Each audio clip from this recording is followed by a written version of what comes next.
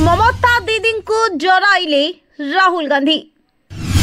ममता दीदी सबु स्वप्न को भांगी देबे राहुल। दीदी देखिथिले एमिति स्वप्न, से स्वप्न एबे रही जीवो सबुदिन पई अधूरा।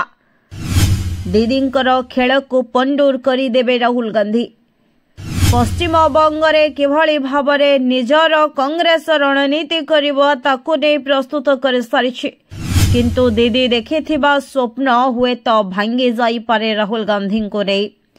तेबे 2026 रे पश्चिम बंगर विधानसभा निर्वाचन को नै एबे ठारो राहुल गांधी योजना करे सारिछंती।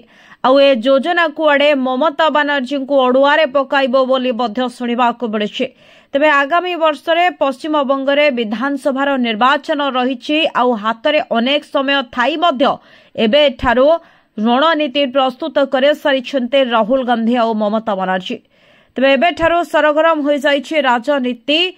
पूर्व थर भी दीदी को चेक देइथिला बीजेपी, हेले दीदी बाजी मारी नैथिले, किंतु एथर कांग्रेस भी दीदी विरोध में प्रचार करिबारे लागि पड़िलानी। जदि एमिति हुए तेबे दीदींकर खेल खत्म हो जिवो बोली मध्य सुनिबाकु मिलुछि।